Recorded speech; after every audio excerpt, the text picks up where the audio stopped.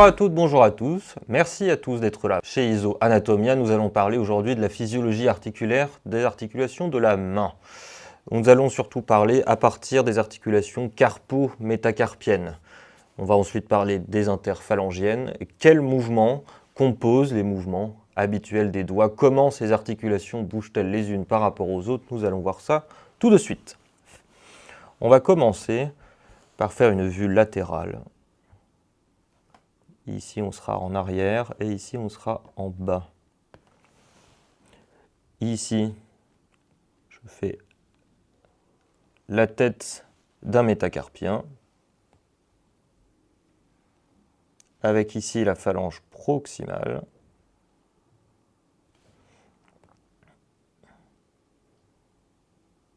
Ici, la phalange intermédiaire.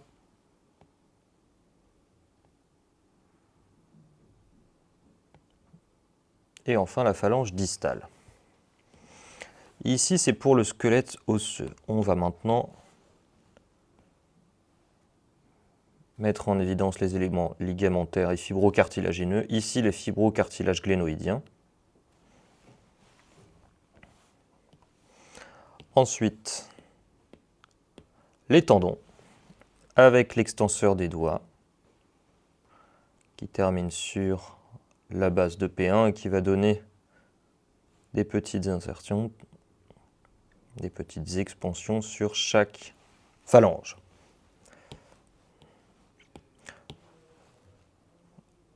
En avant, le fléchisseur profond des doigts et le fléchisseur superficiel des doigts qui termine au niveau de P2.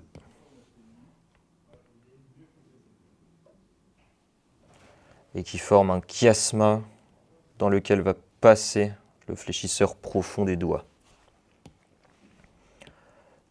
Il manque les muscles interosseux, donc qui s'insèrent d'une part sur les phalanges proximales et qui donnent ensuite des expansions pour l'extenseur des doigts. Ils vont même former une dossière et vont donner une expansion latérale comme ceci.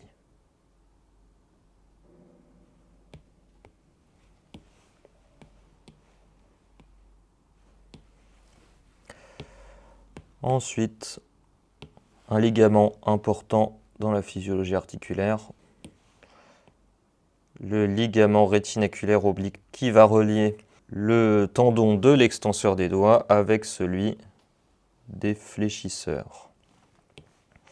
Donc, qu'est-ce qui se passe lors d'un mouvement de flexion? On va distinguer deux types de flexion.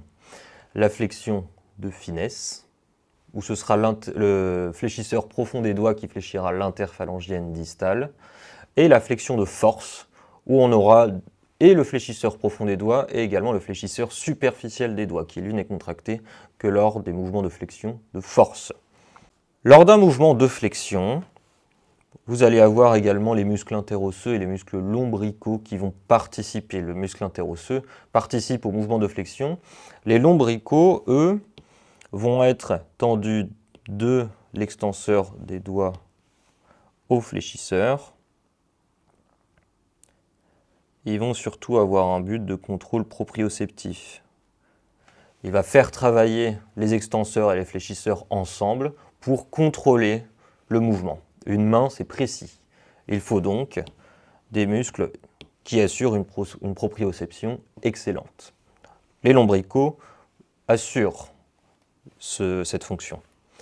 Il faut savoir aussi que l'interligne articulaire des doigts, notamment des interphalangiennes, est oblique vers le bas et le dehors. Ainsi, lorsque vous aurez une flexion, les doigts vont également aller en supination, en extension, ils iront en pronation. Lors du mouvement de flexion, donc ce mouvement-là, vous allez avoir le ligament rétinaculaire transverse oblique qui va se tendre et qui va empêcher donc le mouvement dans l'interphalangienne distale. Le mouvement va donc commencer dans l'interphalangienne proximale et dans la métacarpophalangienne, excusez-moi. Donc dans un premier temps, on va avoir le ligament rétinaculaire oblique qui va se tendre, et donc le mouvement va se passer d'abord dans la métacarpophalangienne, puis dans l'interphalangienne proximale. Ensuite, lors de la flexion de P2 sur P1, on va avoir le ligament transverse rétinaculaire oblique qui va se détendre. Et le mouvement de flexion va pouvoir se transmettre au niveau de P3. Donc dans l'ordre, on aura d'abord interphalangienne proximale et ensuite interphalangienne distale. J'ai parlé de la métacarpophalangienne au début simplement parce que les muscles fléchisseurs vont d'abord passer en regard de cette articulation. Mais la métacarpophalangienne va d'abord transmettre le mouvement de flexion, mais c'est bien en dernier qu'elle va se fléchir. C'est-à-dire que les muscles vont d'abord, qui sont présents au niveau de la métacarpophalangienne, vont d'abord transmettre le mouvement à P1, ensuite au niveau de l'interphalangienne proximale P1, P2, ensuite l'interphalangienne distale P2, P3, et ensuite la métacarpophalangienne fait vraiment le mouvement de flexion à proprement parler. On a environ 100 degrés d'amplitude de flexion au niveau de l'interphalangienne proximale et 85 degrés au niveau de l'interphalangienne distale. Lorsqu'on fléchit le doigt au maximum, on voit bien qu'on a une amplitude de 180 degrés. Pour l'extension, vous aurez beaucoup moins d'amplitude. Vous aurez notamment l'extenseur des doigts qui va agir, mais également le fléchisseur superficiel des doigts, qui va notamment tendre la languette latérale de l'interosseux. Donc vous allez avoir d'une part le ligament rétinaculaire oblique qui va transmettre le mouvement. Au niveau de P3, vous avez entre 0 et 5 degrés d'amplitude au niveau de l'interphalangienne distale. Et vous allez avoir au début l'interosseux qui va inhiber l'extenseur des doigts, mais qui va tout de même tirer sur sa languette latérale.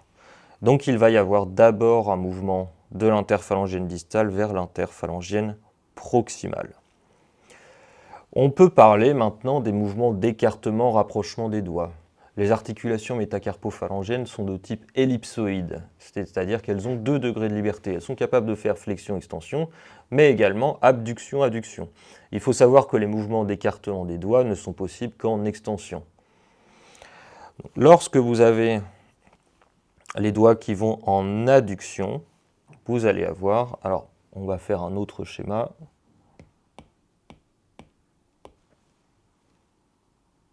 Non, c'est ça.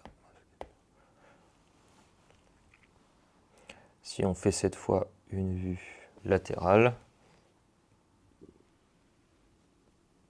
ici la tête d'un méta,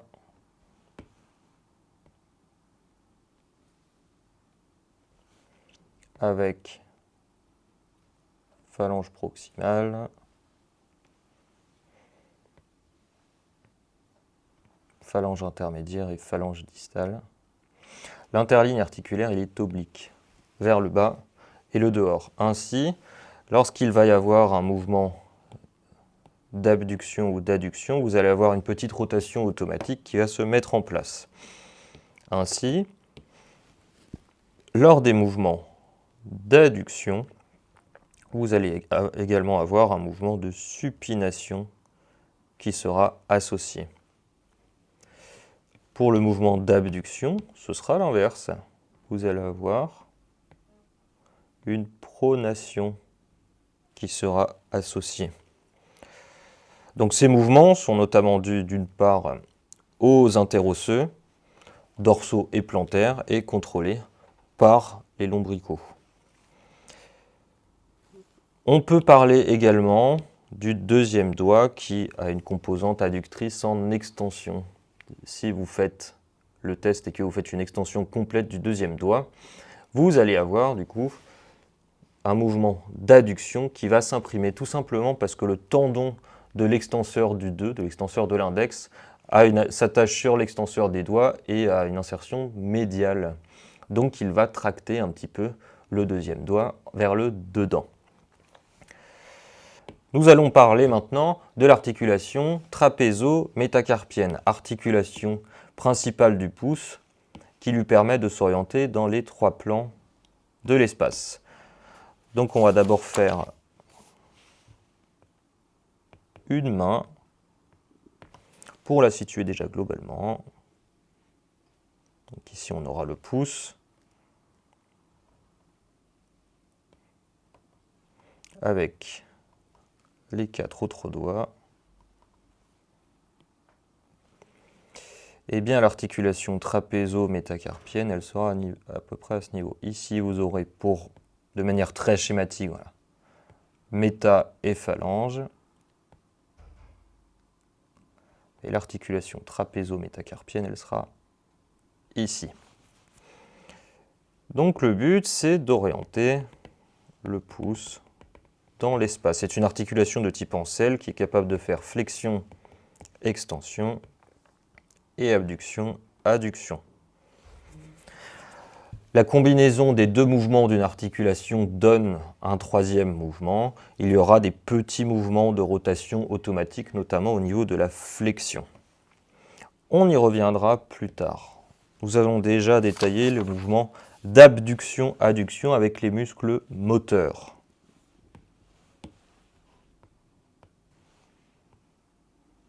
Le radius, le scaphoïde, le trapèze et les mains. Donc le mouvement se déroule dans un plan frontal selon un axe antéro-postérieur. L'axe est un petit peu oblique en raison de l'orientation de l'articulation. Les muscles qui vont passer en dehors seront abducteurs. Ici le long abducteur du 1. Sur le sésamoïde latéral et la base de P1, on aura le court abducteur. Et les muscles qui passent en dedans seront plutôt adducteurs. Muscle interosseux. Sur le sésamoïde médial, on aura l'adducteur. Et sur le corps, on aura également le muscle opposant du pouce. Donc on a environ 35 degrés d'amplitude d'abduction pour environ 20 degrés d'adduction. Si maintenant on détaille le mouvement de flexion-extension sur une vue latérale,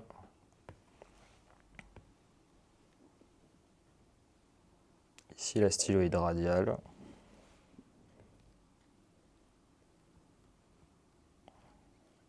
ici le scaphoïde, trapèze et main. Donc on va faire quand même les phalanges. Donc l'axe il est horizontal, le plan est sagittal. Alors comment je vais faire, voilà. Voilà, l'axe est bien horizontal. J'essaye simplement de le représenter, mais il passe vraiment au centre de la croix. Eh bien, les muscles qui vont passer en avant de l'axe seront fléchisseurs, court fléchisseur du pouce, long fléchisseur du pouce. Voilà, le court fléchisseur du pouce a une insertion sur le sésamoïde latéral et sur la base de P1, long fléchisseur sur la base de P2, et vous aurez long extenseur, base de P2, court extenseur, base de P1.